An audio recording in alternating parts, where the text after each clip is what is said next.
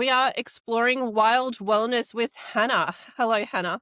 Hello. Thank you so much for having me today. I'm so grateful to be here. And I want to say a really big thank you for inviting me to share part of my story. I know that the Motivate Collective is a reasonably new project, but I can already sense how many sensational stories and connections will be shared and made through this podcast. It's opportunities like these that remind me of the power of connection and the beauty of opening and sharing our hearts with the world. That's amazing. Thank you so much. Yes, it started off with events earlier this year, and then the podcast emerged in the last couple of weeks. So you would be about episode 9 at this point. And so it has been a whirlwind of a couple of weeks, but I'm so grateful that you're taking the time to share your story. And that's what I love to do, sharing stories. And you are another expert from a mainstream space that found more wellness in intuition and self-care. And I'm sure you'll have some wisdom for us on how we can all look after ourselves. So let's start with your journey. What's your journey? So I feel like today's episode is going to be a little bit different. Like, think of it as a fireside chat, opening up about who I am, inviting me to sit beside you as I share my story, my passions, my work, and my heart with you. I often refer to myself as a multi-passionate woman, being an intuitive wellness guide, a vision therapist, a queen of self-care, and a forever student of life.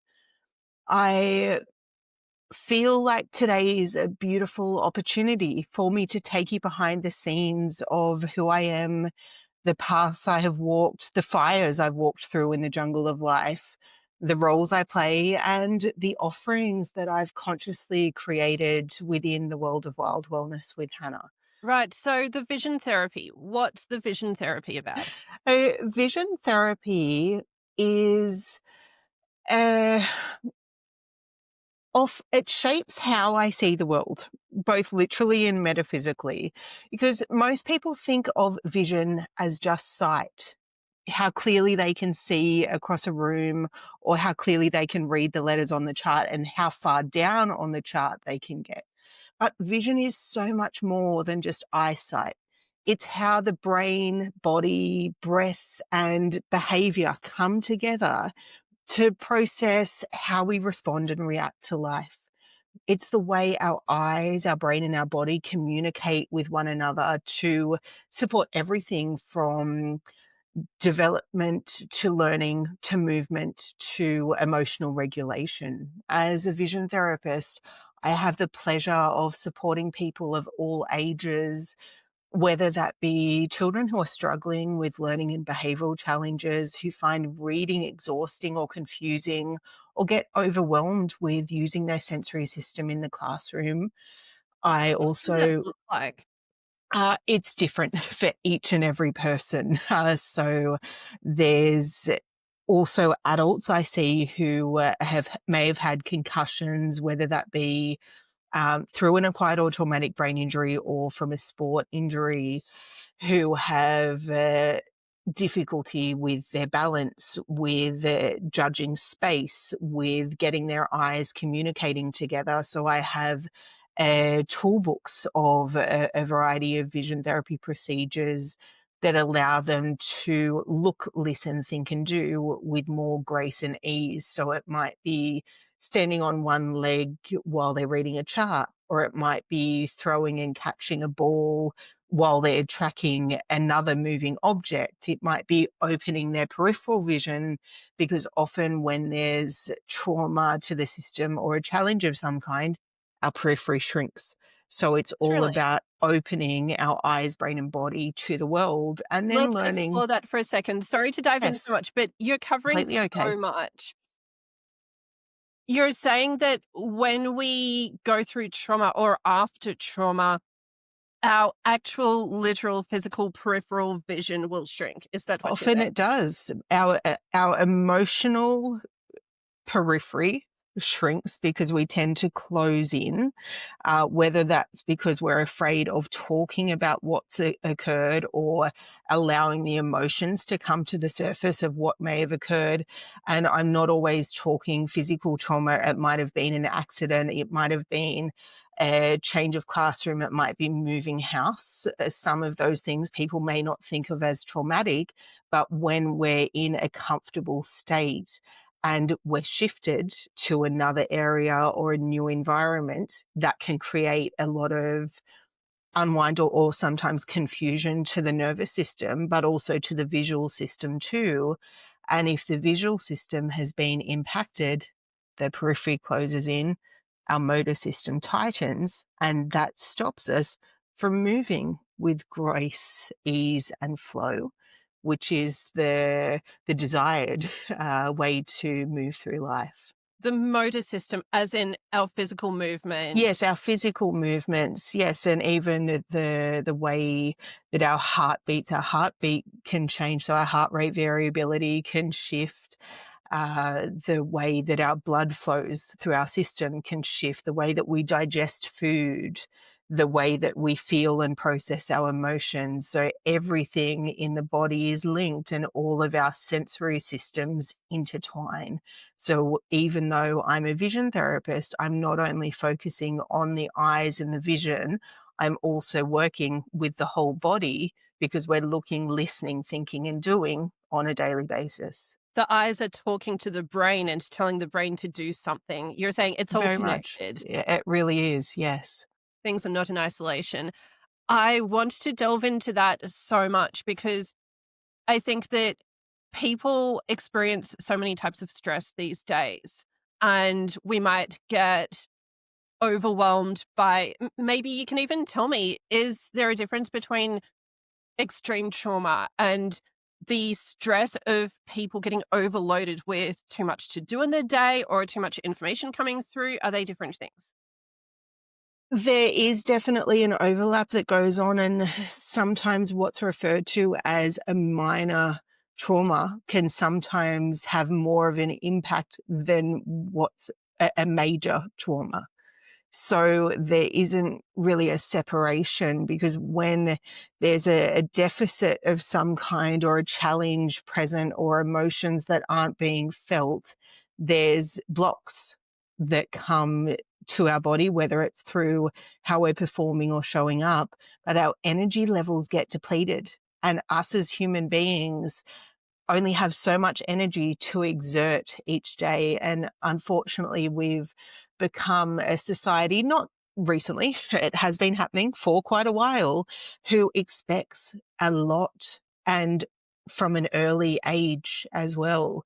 And there's a reason that we're called human beings because we're meant to be and enjoy rather than always do. And often when we're always doing, that's when we lead to cycles of burnout and depletion. So it's about finding the balance between taking care of ourselves, whether it's through breathwork protocols, journaling, going for a walk, spending 5 minutes outside in the sunshine and stepping away from our devices so that we're living and experiencing the 3D world rather than the 2D world. Right. Getting back into the real world beyond the screens is a first step. Yes. So, how did you move from I think I really want to fix up my lighter for a second, if that's That's okay. more than Before I okay. fix that, I really want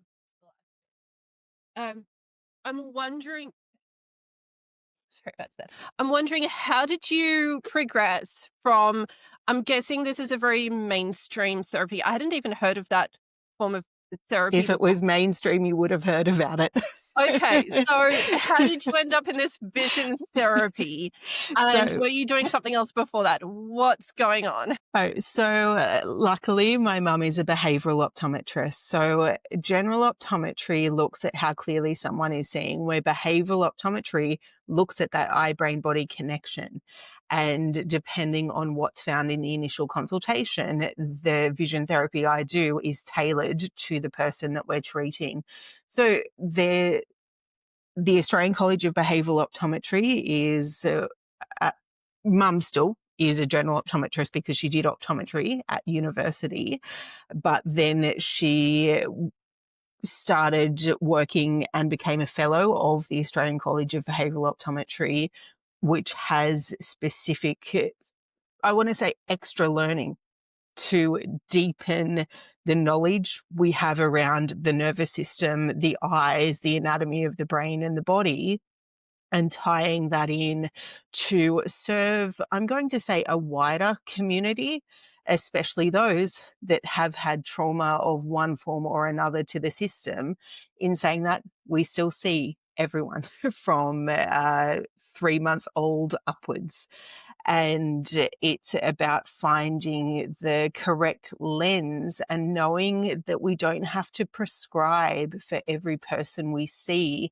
Sometimes it might be a minor prescription. Other times it might be a big prescription to help them stabilize their system. Or it might be a prescription that opens their world, both literally and metaphorically as well. Right. So it sounds like you learned a lot from your mum's specialty. Yeah, I was literally born into the world of behavioral optometry because mum was back into the office a week after bringing me into the world, and I attended lots of conferences from an early age. So lots of my now colleagues have known me growing up, and it's so beautiful that they've seen the evolution of who I am and the knowledge and passion that I now get to share with the world. Goodness, I can relate to that feeling of learning from the people around you from an early age.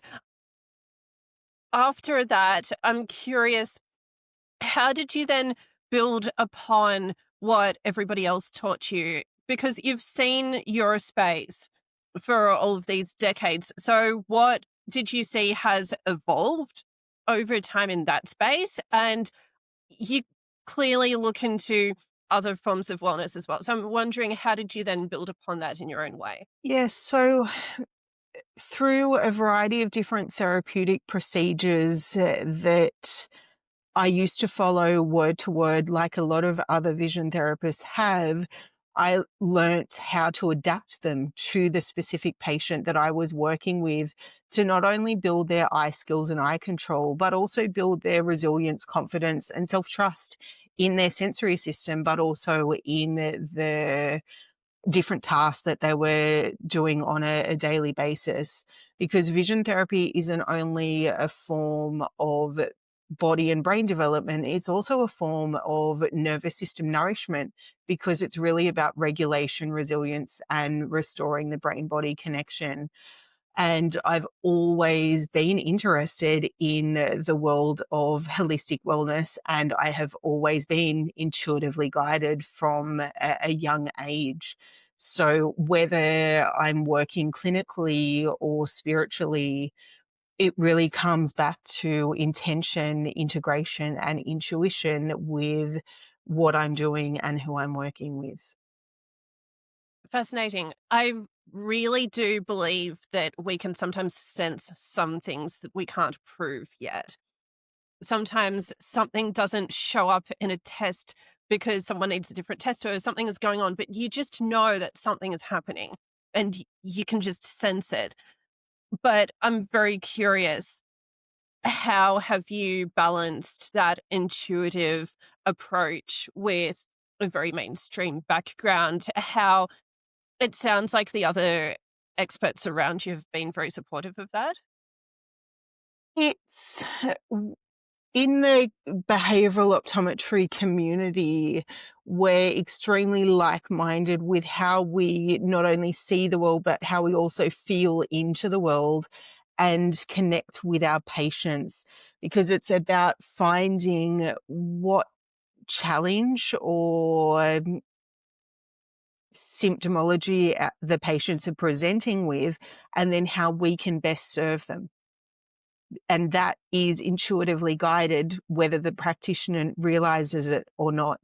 And we as humans all have intuition within us. It's just learning how to connect with it, tap into it, and then open up into those gut feelings, or what our heart is telling us, or what a closing down of our body is telling us about what's going on in the world around us.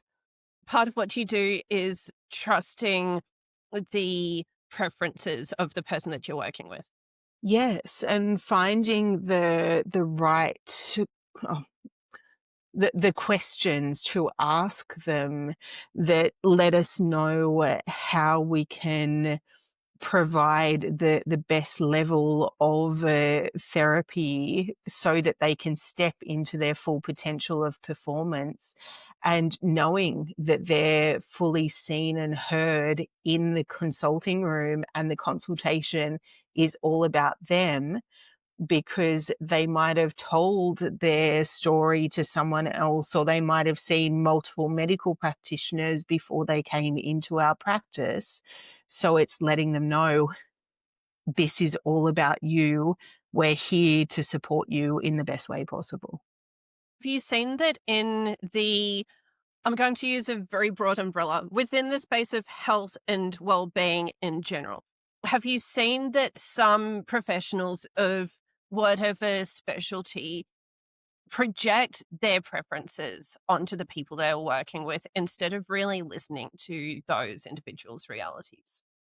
Unfortunately, yes, and I've experienced that myself, and it's not about pointing fingers or saying people are doing something wrong, because we all see and experience the world in different ways, and we've been trained in different ways as well. So sometimes the lecturer that you might have had, whether it's at university or a TAFE or a college, might have projected their way of treatment onto you. And that's the only way you know, until you start discovering different questions to ask, or different ways to show up and serve the clients and patients that you have walking through the door of the clinic or the therapy room, or the into the world of intuitive guidance or coaching or mentoring, or wherever it may be that you're serving. You have so much compassion for other professionals because you can see that they are limited to just what they know. And I guess you Well, would have that compassion for all people because we're all just using what we know. very much so. And interdisciplinary connection and support is so important, because there's multiple times where we I may start vision therapy and then refer out to another client, or another profession, or we may do the eye test, or mum will do the behavioral optometry consultation and then refer them out for them to come back into the practice, or we might inter-refer and be doing two professions at the same time, because the overlap can really open up the sensory flow that's going on in the system too. That prompts such a crucial question for me because sometimes people end up pursuing help for whatever issue they might have. And the answer and solution they are presented is a whole collection of various professionals. And you might have a long list of people who are serving the one individual. I'm sure, I guess you would have seen that quite a bit. And my feeling is that I feel overwhelmed even thinking about that because I think you can speak to so many people in what you're about to say, and I can guarantee you that people from all walks are going to hear this. You can end up with so many different individuals all serving the one person, but they all have different perspectives and they all have different timelines or expectations on how things are going to happen next. How do you normally navigate that? That does occur on a routine basis, and we, as I'm keeping the discussion open with you, we also do that with clients as well. So we're not making the decisions for the client. to let them know what therapy is the best for them.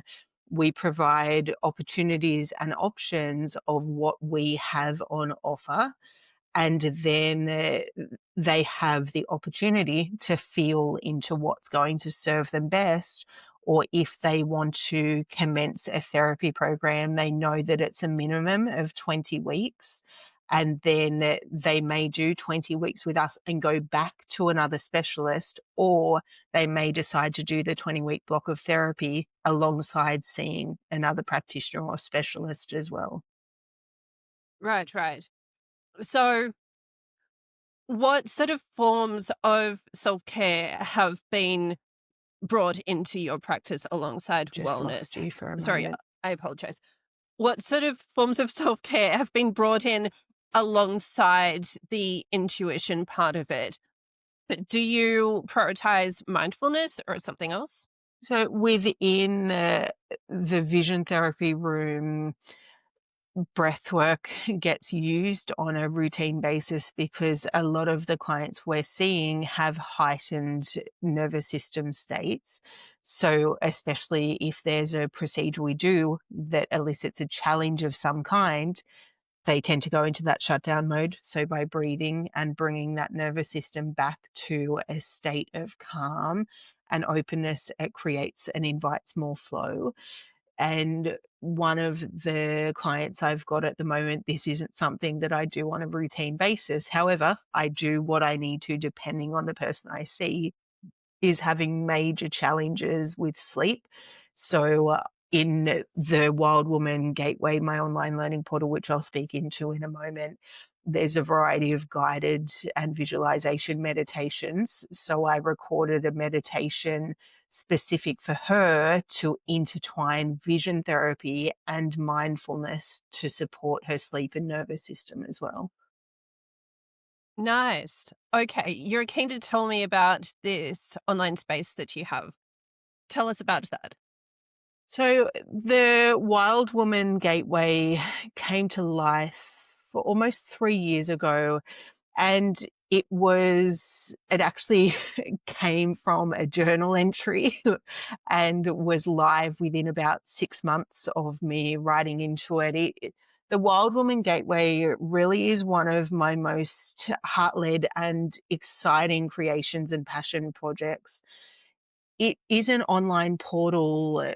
It's a one-stop shop or sanctuary of self-discovery. It's a sacred space where science and soul collide because it allows me to share my therapeutic background and talk about the nervous system and the energy of emotions and the brain-body connection. But it also lets me dive into the world of self-care. There's a library of breathing techniques and pranayama practices, whether that's energizing morning routines or whether it's calming practices to use in the evening. We discuss core values and sensational standards that anchor us into learning and how we align the actions and thoughts we do each day with what matters most to us. I talked about the energy of emotion, so exploring how feelings move through us like waves, because life does have an ebb and flow to it, and how we ride these waves rather than resist them. Tell me Uh, about that, please. so often when we resist an emotion or a feeling, it will get locked in the body, and that can sometimes pull us into a darker place where when we're allowed to feel, welcome, and talk about an emotion, then we can feel it and let go of it, because an emotion lasts for 90 seconds. And if that emotion keeps replaying or lasts for longer than 90 seconds, it's because it is on a replay cycle or a reel. And we as humans have auric layers. So we've got our main aura that surrounds us, but there's also seven levels or layers to the aura. So our physical human body can only hold so much tension, pain, or discomfort. And I'm not sure if you've seen or attended sound healing, but sometimes the tuning fork or the drum will be played way above the person rather than close to them, because their emotions have moved further from the body, because each auric layer can only hold a certain amount of tension, pain, or discomfort as well. So by choosing to allow the emotion, feel the emotion, and then release it when it's present, that creates and allows so much flow in life as well. And you said that the body can only hold so much tension. I'm guessing that applies emotionally as well. What happens to people when they are holding the emotions in for too long, or they are just reliving something perhaps, or something is just stuck with them, whether they chose it or not? What happens to us physically then? So it can show up as physical pain and discomfort, whether that's an ongoing sore right shoulder or a tingling left ear or discomfort in the jaw or lower back pain or a constant hip pain. So sometimes the pain is definitely real and felt by the person, but could be connected to an emotional pain rather than a physical pain. So glad we are talking about this, because very occasionally I've seen in myself or in other people personally these moments or phases of physical pain. And then it's very hard to then explain that to the outside world, because it can get extreme in some situations. I think there is some moments when perhaps the shoulder pain can get very extreme, or perhaps even the numbness as well. So then what is the first step, especially if we are trying to explain to the other people that we are responsible for or interacting with, and we're saying, look, something isn't right. Maybe it's really reaching that point, and we do need to sort out our emotional lives. But in the short term, something has been growing too far and it's getting in the way of everyday life. What's the first thing someone should do? I would say breathe deeply and allow the emotion to come to the surface, because 95% of life is subconscious or unconscious. And that means that 5% of what we do is consciously chosen. And when we're in a subconscious state that is a stuck state, it's not until we bring it into our conscious awareness and feel, allow, or release what has been stagnant or trapped for a period of time that that pain can linger, that avoidance of communication can linger, avoidance of showing up in Zoom calls or podcasts can linger as well.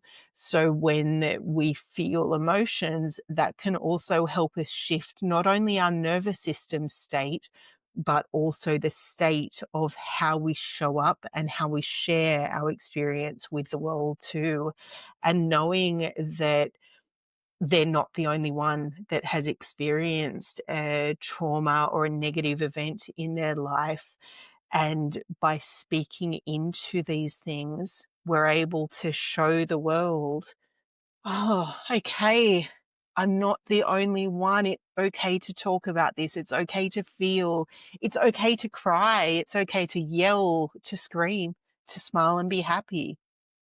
So there is a wide array of how our emotions are shown, and some people might share excitement and joy differently to others, and some people might go straight to rage and anger before crying. So that emotional release is so important when it comes to living in a flow state and maintaining that. Fascinating, fascinating. I'm wondering if some people you've seen or worked with have perhaps stayed stuck and maybe they didn't realize it, or maybe the shutting down and retreating became their only known way to feel secure, and then they're just staying that way. Do you ever see people basically shutting down in the long term? And then how do you respond to that? Yes, on a routine basis, and I often see myself as a mirror, and a guide to others to help others reignite their inner fire. My word of the year this year is ignite, because it's all about shining brightly and knowing that even though the flame may dim or darken sometimes, it can continue to glow and shine brightly, because when we're nudged back to feeling and connecting with our brain and our body and our sensations or emotions, we're able to remember the power that we all hold within and the love that we have within our soul, the connection that comes from having a brain and a body that communicates, a heart and a soul that talks to one another, stories that turn into soulful insights, and the connection and community, human to human, can open so many doors and connections. But I know what it was like to be disconnected from my body, from my breath, from my heart, my energy, and I was fully disconnected from a purpose, because there was a time and period where I didn't have a purpose. What happened there? So I was pushing.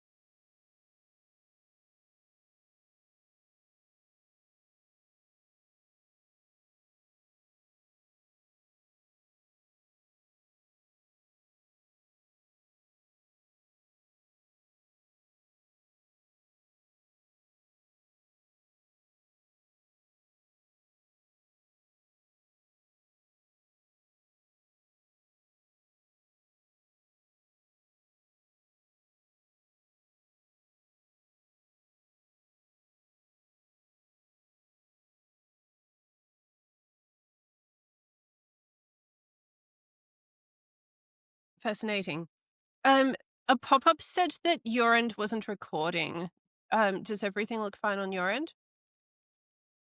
Okay, awesome. I think it's all fine then. Um, okay. So it sounds like you have had such a journey, and I'm wondering, looking beyond this space of the aura and the wellness, I'm wondering, what was the rest of your life like? As in, did you have any moments in life like a you don't have to reveal a serious trauma, but I'm wondering if something happened that shook you up and made you rethink everything. Why?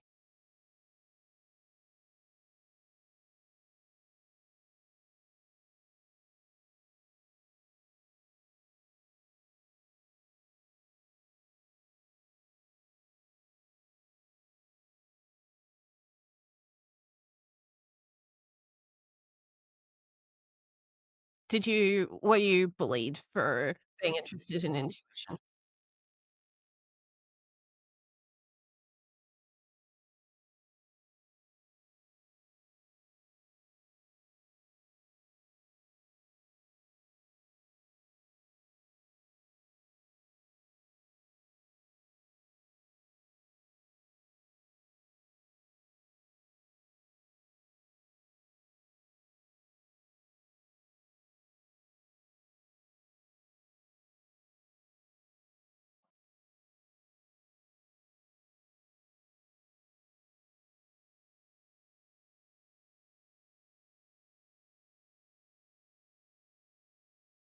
Did you feel exhausted, and did you feel like you were playing a character in some spaces to fit 'em all?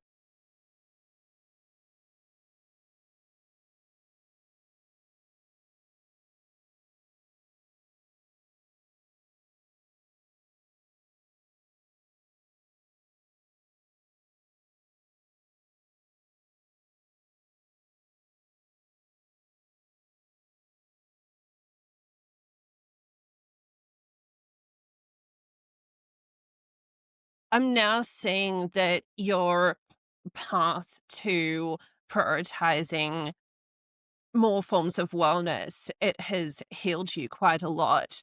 And I can say the part that I relate to is that when in recent years I was trying to regain my confidence after some isolation, the only place where I knew to look for that for support, it was within a very conforming culture. And I always felt like I had to switch off a part of myself and become a bit more stiff and robotic. And I can assume that you would see people who fall into that expectation, perhaps in their work or in other spaces. And the lesson that I'm guessing the lesson you can give to people is that you freed yourself from those expectations to just loosen up and live without feeling pressured to really exist in a different way than what feels natural to you.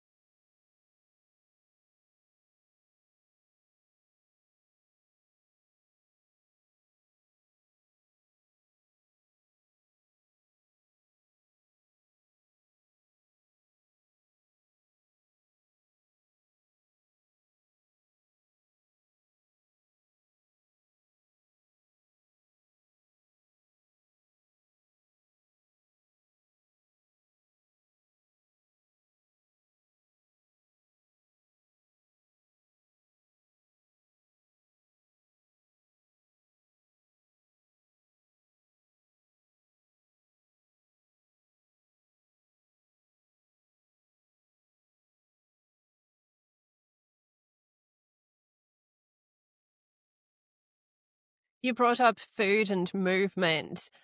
I'm wondering if those essentials have improved the results for people who you're working with for these behavioral needs or the optical. I'm trying because you've such a specialty. So I'm basically wondering if when you're working with people, you find that you need to check, are they even looking after themselves with basics like eating real food instead of something from a packet? Does that come up?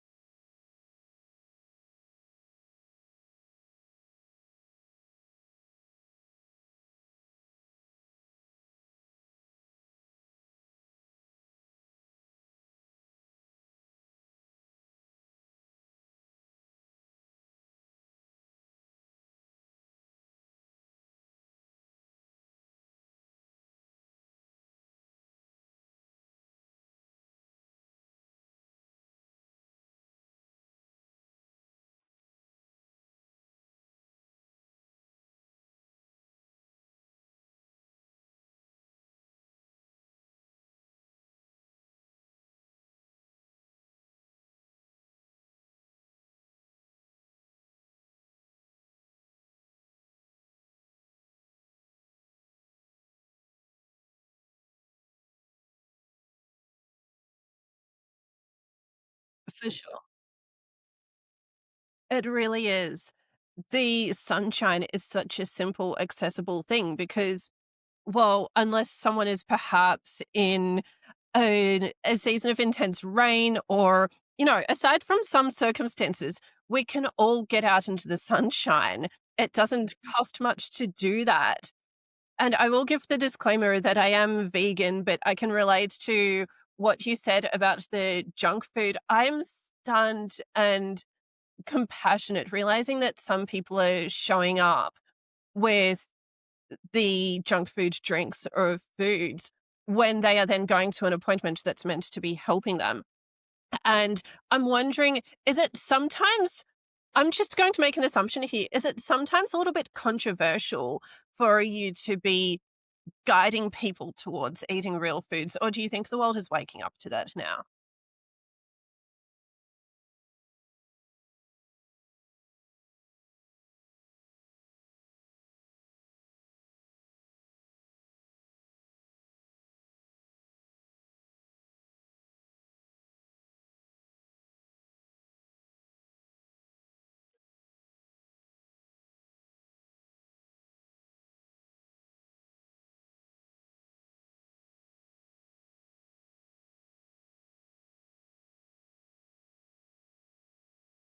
A swap at a time.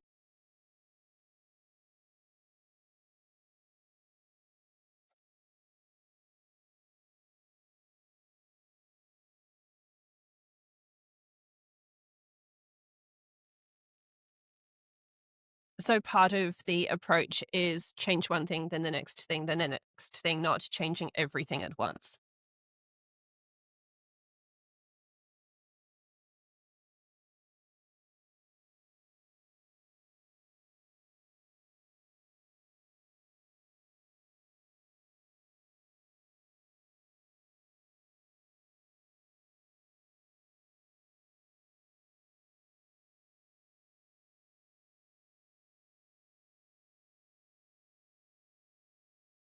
Absolutely. That applies to everything we're trying to change.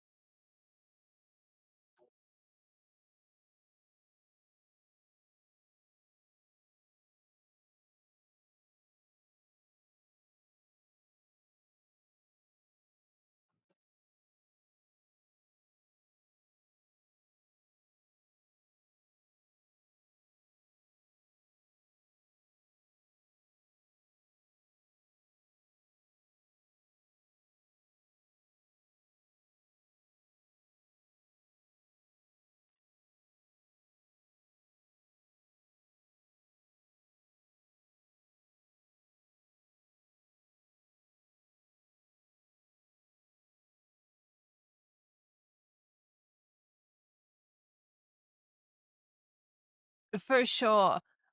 I'm wondering if one of the lessons people can learn from you is to stop and listen to the signs.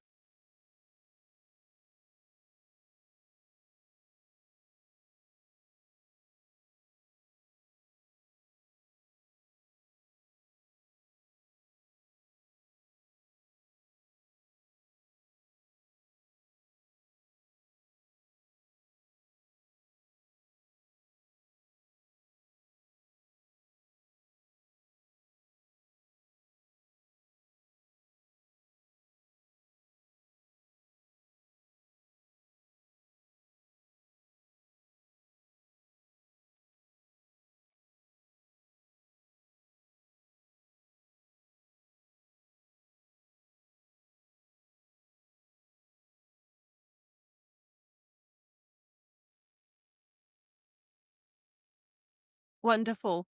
As we get into the last 10 minutes, I'm wondering if you can share 3 key lessons that everybody needs to know.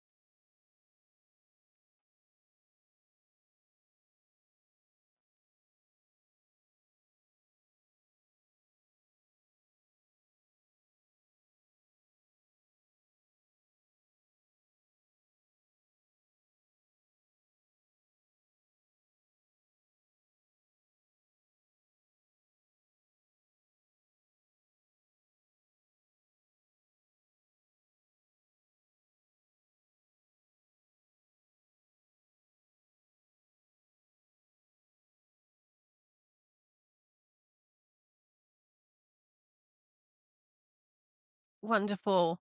Pausing and resting, everybody can do that. And it's so universal because everybody will have a different form of self care routine or practice. And we all have different preferences for how we are going to be mindful, those sorts of things. But the pause is so basic and so human that we can all do that.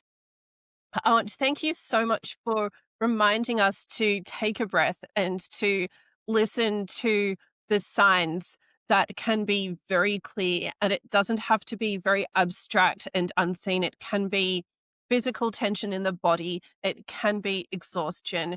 You've really reminded us to take a moment to listen to what we actually need to then create more sustainable success. It's my second recording for the day and I'm stumbling a bit. I'll edit this one more than the others, but I want to say that a great, you've made some great work in reminding people to slow down and create sustainable success for themselves. Because if we're going to pursue success for ourselves and create more value for the world, then we need to do that in a way that won't cause us damage. And that will mean finding what needs to be fixed and then doing something about it. Do you think so?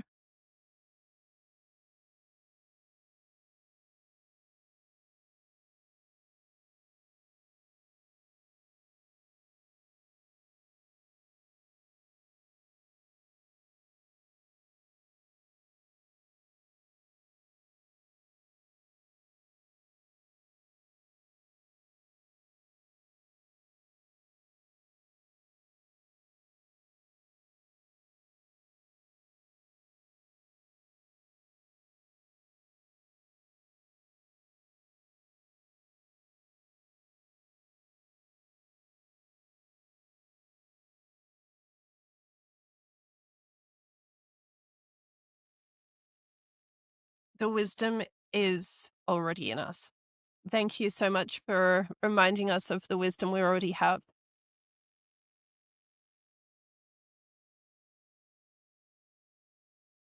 Awesome.